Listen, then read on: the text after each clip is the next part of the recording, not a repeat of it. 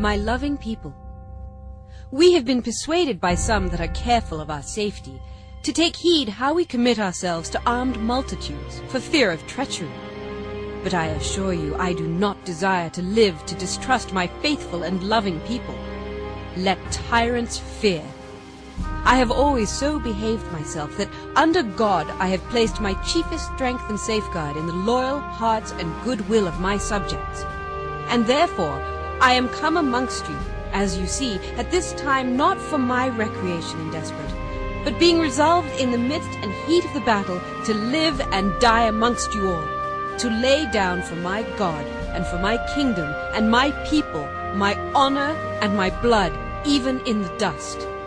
I know that I have the body but of a weak and feeble woman, but I have the heart and stomach of a king, and a king of England too.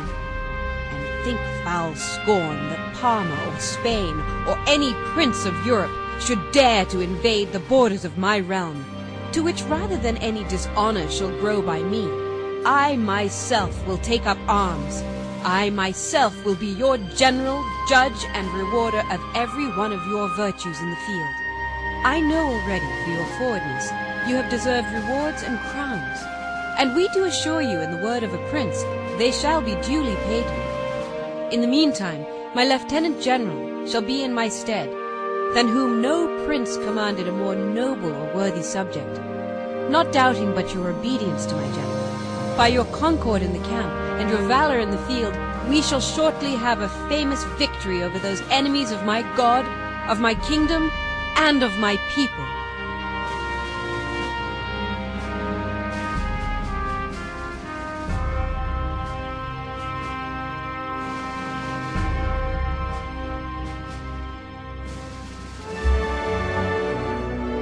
What General Magan calls the Battle of France is over. I expect that the Battle of Britain is about to begin. Upon this battle depends the survival of Christian civilization. Upon it depends our own British life and the long continuity of our institutions and our empire.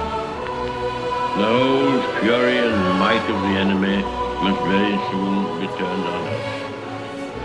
Hitler knows that he will have to break us in this island or lose the war. If we can stand up to him, all Europe may be free, and the life of the world may move forward into broad, sunlit uplands. But if we fail, then the whole world, including the United States, including all that we have known and cared for, will sink into the abyss of a new dark age, made more sinister and perhaps more protracted by the lights of perverted science. Let us, therefore, brace ourselves to our duties, and so bear ourselves that if the British Empire and its Commonwealth last for 1,000 years, men will still say, this was their finest hour.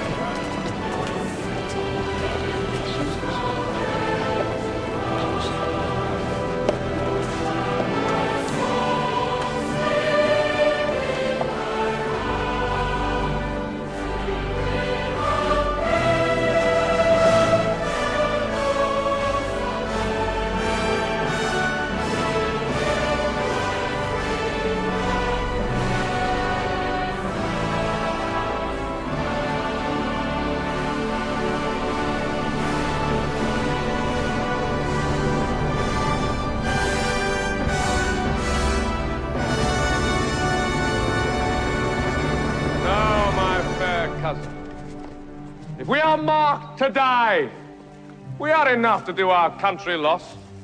And if to live, the fewer men, the greater share of honor. God's will, I pray thee, wish not one man more. Rather, Proclaim it, Westmoreland, through my host, that he which hath no stomach to this fight, let him depart. His passport shall be made, and crowns for convoy put into his purse. We would not die in that man's company that fears his fellowship to die with us. This day is called the Feast of Crispian.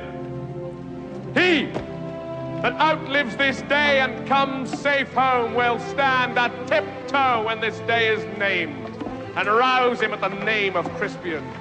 He that shall see this day and live old age will yearly, on the vigil, feast his neighbors and say, tomorrow is St. Crispin's. Then will he strip his sleeve and show his scars and say, these wounds I had on Crispin's day. Old men forget, yet all shall be forgot, but he'll remember with advantages what feats he did that day. Then shall our names, familiar in their mouths as household words, Harry the King, Bedford and Exeter, Warwick and Talbot, Salisbury and Gloucester, be in their flowing cups freshly remembered. This story shall the good man teach his son, and Crispian shall ne'er go by from this day to the ending of the world, but we in it shall be remembered. We few, we happy few, we band of brothers, for he today that sheds his blood with me shall be my brother. Be he ne'er so vile, this day shall gentle his condition. And gentlemen in England now abed shall think themselves accursed they were not here, and hold their manhoods cheap, whiles any speaks that thought with us upon St. Crispin!